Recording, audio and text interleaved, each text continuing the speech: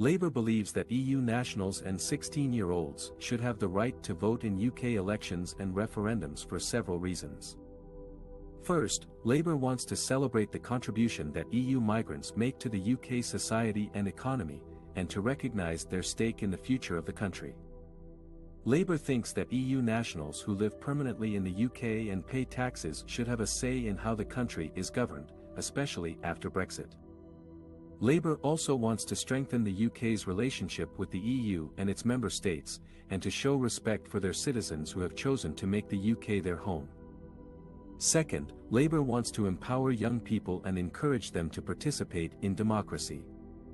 Labour thinks that 16- and 17-year-olds are mature enough to make informed decisions about their future, and that they should have a voice in issues that affect them, such as education, climate change, and health. Labour also wants to increase the turnout and diversity of voters, and to foster a culture of civic engagement among young people. Labour believes that lowering the voting age will help achieve these goals, as well as align the UK with other countries that have done so, such as Scotland, Wales, Austria, and Malta. Third, Labour wants to fulfil its previous pledges and commitments on expanding the franchise. Labour has long supported votes for 16- and 17-year-olds, and has pushed for it in previous referendums on Scottish independence and EU membership. Labour has also called for full voting rights for EU nationals during its leadership campaign in 2020.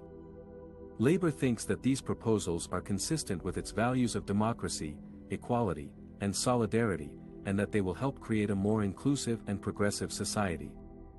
EU nationals and 16-year-olds are not just residents of the UK, but also active and valuable members of its society and economy. They deserve to have a say in the decisions that affect their lives and futures. EU nationals living in Britain contribute to the public finances through paying taxes and national insurance, as well as creating jobs and businesses. According to the Migration Observatory, the fiscal impact of migration to the UK is small and differs by migrant group, but EEA migrants tend to have a more positive impact than non-EEA migrants. In 2020, EEA nationals paid more in income taxes and national insurance contributions than they received in tax credits and child benefit. The Office for Budget Responsibility forecasts that higher net migration reduces pressure on government debt over time. EU nationals also enrich the UK's culture, diversity and social cohesion. They bring skills, languages and experiences that benefit the education system, the health service and other sectors. They participate in civic and community activities, such as volunteering, sports and arts. They form friendships and families with British citizens, creating bonds that transcend national borders. 16-year-olds are the future of the UK. They are already taking on responsibilities and making choices that shape their lives, such as studying, working, driving and consenting to medical treatment. They are also becoming more aware and engaged with social and political issues, such as climate change, human rights and democracy. They have opinions and perspectives that deserve to be heard and respected. Giving EU nationals and 16-year-olds the right to vote in general elections would empower them to influence the policies and priorities of the government. It would also encourage them to become more involved and informed about the democratic process. It would recognize their contributions and interests as part of the UK society and economy. It would strengthen the representation and legitimacy of the Parliament. And it would reflect the values of inclusion, equality, and participation that Labour stands for. Some people may argue that extending voting rights to EU nationals and 16-year-olds is unfair or unwise. They may claim that these groups are not fully integrated into British society, that they lack the necessary knowledge or experience to make informed decisions, or that they are not interested in politics at all.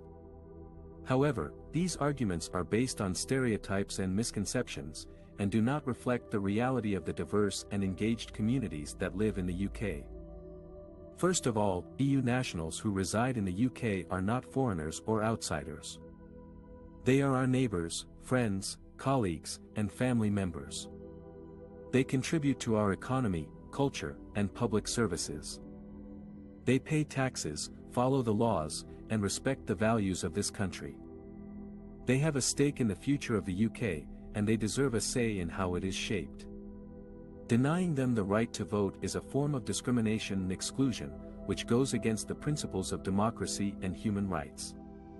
Secondly, 16-year-olds are not immature or irresponsible. They are young adults who can think critically and independently. They have opinions and aspirations that matter.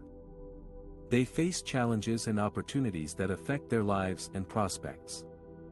They are capable of learning about politics and participating in civic activities. They have the right to express themselves and to be heard. Granting them the right to vote is a way of empowering them and recognizing their potential. Thirdly, both EU nationals and 16-year-olds are not apathetic or disengaged from politics. They are aware of the issues and problems that concern them and their communities. They are passionate and creative about finding solutions and making a difference. They are eager and willing to get involved and to make their voices count. Enabling them to vote is a way of encouraging them and enhancing their participation. Therefore, extending voting rights to EU nationals and 16-year-olds is not a threat or a risk. It is an opportunity and a benefit for our democracy and our society. It is a way of making our political system more inclusive, representative, and responsive. It is a way of making our country more diverse, vibrant, and progressive.